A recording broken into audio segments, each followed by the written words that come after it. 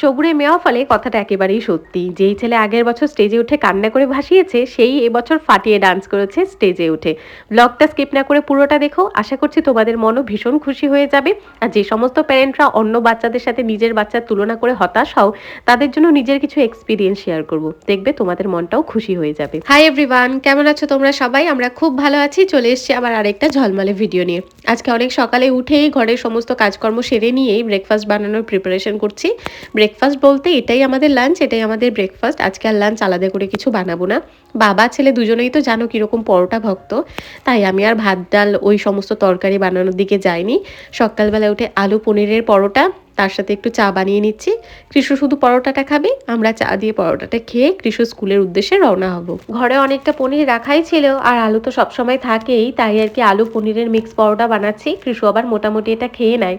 ভাত বানালেও বানাতে পারতাম, তবে কৃষু তো খুব একটা ভাতপ্রেমী মানুষ নয়, তাই ওকে সকালবেলা খাওয়াতে গেলে ভীষণ ঝামেলা করবে, তাই আমি আজকে সকালে ভাত বানাইনি।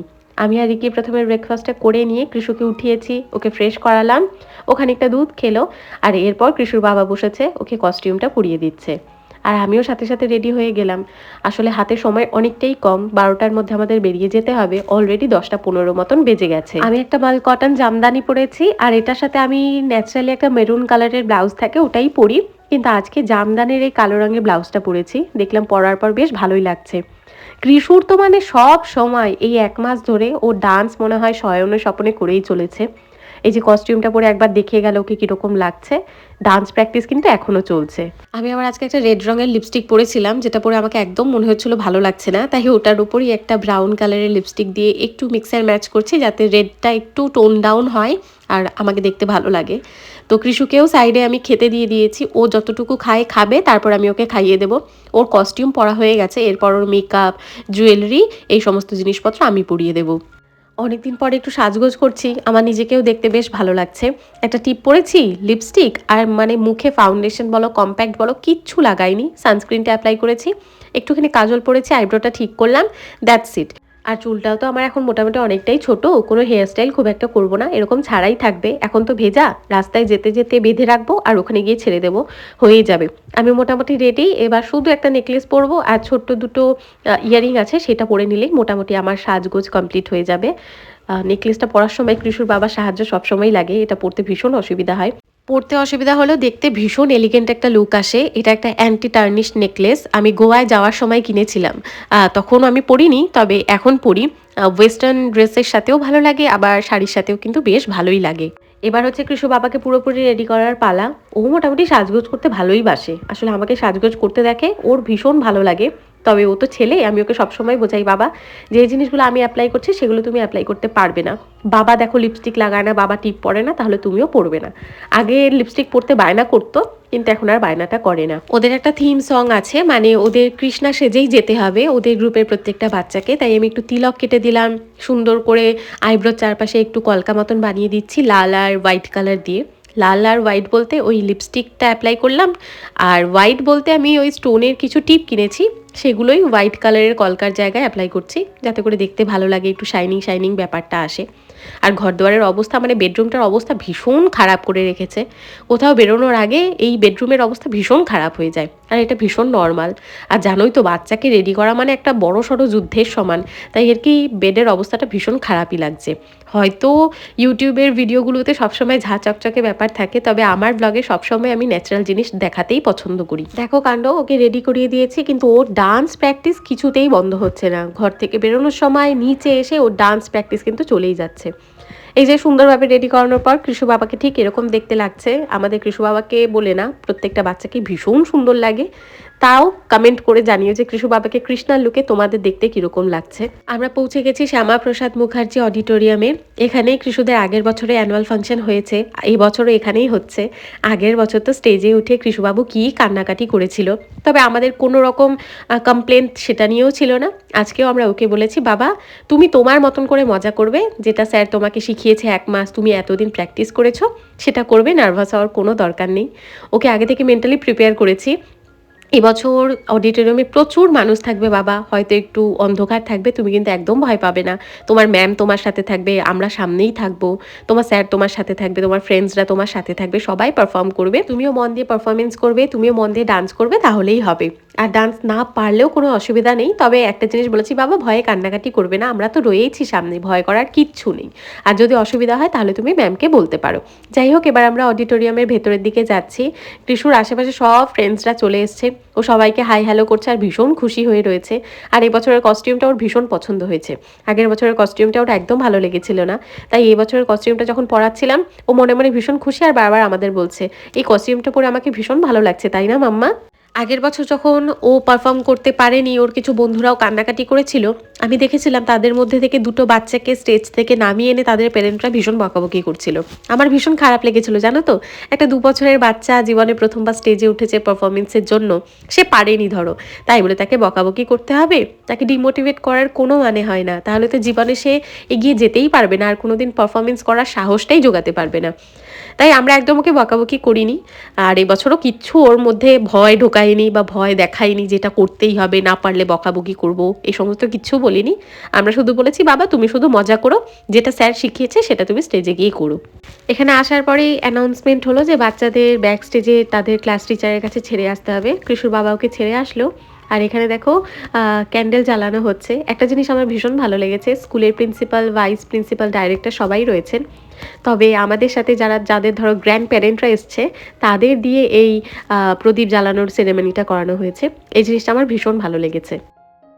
কৃষুদের এই অ্যানুয়াল ফাংশনের একটা নাম রাখা হয় আশায়ে, আগের বছরও তাই এবছরও তাই।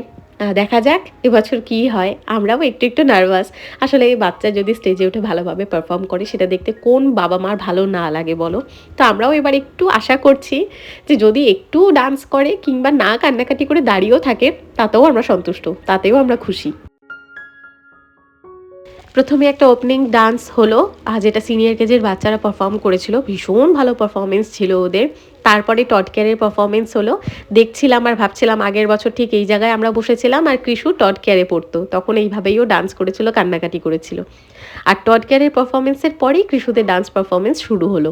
দেখো তো তোমরা তোমাদের কৃষির সোনাকে কি খুঁজে পাচ্ছ, বুঝতে পারছো কোনটা তোমাদের কৃষির সোনা? দাঁড়াও তোমাদের একটু পরে দেখাচ্ছি কোথায় রয়েছে আমাদের ছোট্ট কৃষি। তোমরা ফোনটা যেভাবে ধরে রয়েছো ঠিক সেইভাবেই ধরে থাকলে ডান হাতের সাইডে দেখো যেই বাচ্চাটা মুকুট পরে দাঁড়িয়ে রয়েছে, আমি অ্যারো দিয়ে দেখালাম, সেটাই হলো আমাদের ছোট্ট কৃষি। এবছর তো কান্নাকাটি করছে না, আসলে এবছর বন্ধুত্ব জিনিসটা বুঝেছে, অনেক বন্ধু বান্ধবকে আশেপাশে দেখছে, তাই দেখো ডান্স শুরু করেছে।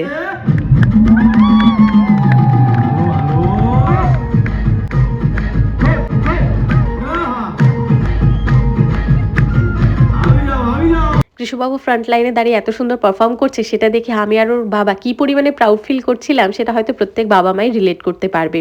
আসলে জানো তো, আমাদের উচিত না কখনোই নিজের বাচ্চাকে অন্য বাচ্চার সাথে তুলনা করে ওদের ডিমোটিভেট করার। কোনো বাচ্চা খুব তাড়াতাড়ি কোনো জিনিস শিখতে পারে, কোনো বাচ্চা পরে শিখতে পারে। এই যে আগের বছর ও কান্নাকাটি করছিল, আজকে সেই ছেলেই দেখো স্টেজে দাঁড়িয়ে কি দারুণ পারফর্ম করছে।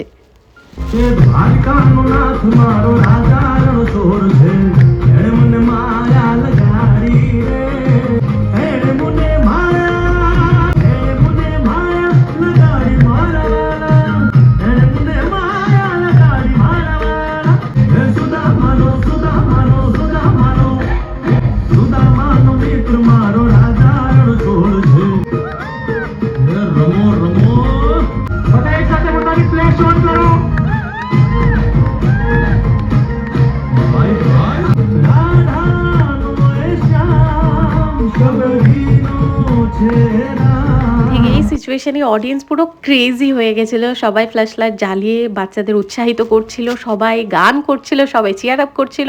আর কৃষুকে পারফর্ম করতে দেখে আমাদের তো আনন্দে মানে কি ভালো লাগছিল সেটা বলার মতো না।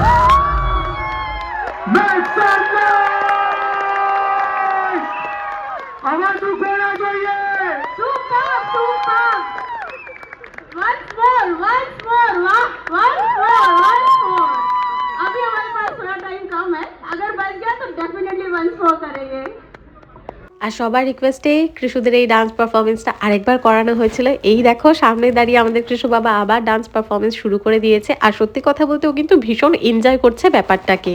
তাই আমার মতন নতুন প্যারেন্টদের আমি একটাই কথা বলবো, হতাশা নয়, সবুর করো, সময় দাও বাচ্চাকে, বাচ্চারা সব শিখবে। কারোর সাথে কারো তুলনা করে ওদের প্লিজ ডিমোটিভেট একদম করবে না।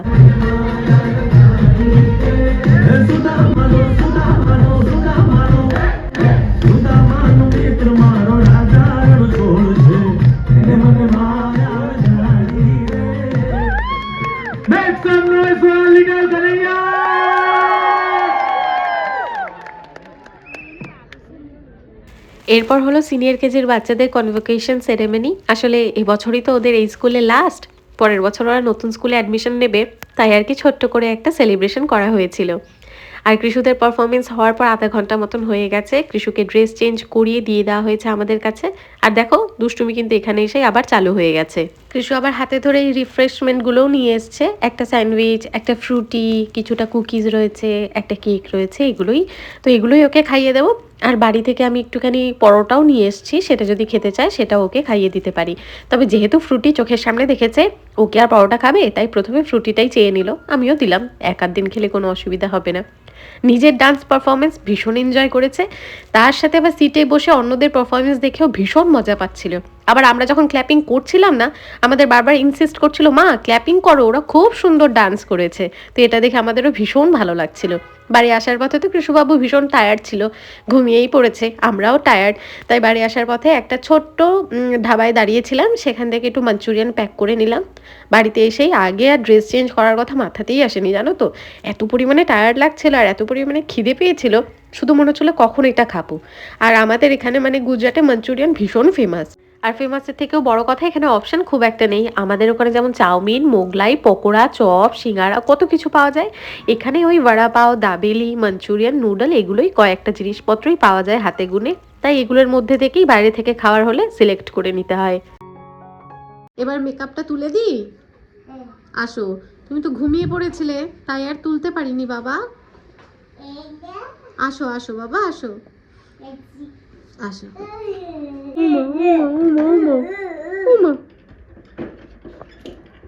দেখো আবার এরকম মুখ বানিয়ে নিজে আবার আয়নায় দেখে, কেমন লাগছে।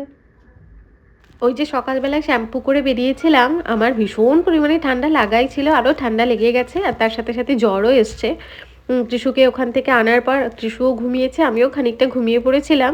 ত্রিশুর বাবা এই এক সোমবারে ডাল বানিয়েছে, তার সাথে একটু পেঁয়াজ কেটে নিয়ে এসছে, একটু রসুনের আচার, একটু রসুনের চাটনি, গরম ভাত, আলু সেদ্ধ নিয়ে বসে পড়েছি। এই যে বানিয়েছে এটাই অনেক। সত্যি কথা বলতে শরীর খারাপের সময় ও যখন মুখের সামনে কিছুও বানিয়ে নিয়ে আসে না, আমার ভীষণ ভালো লাগে।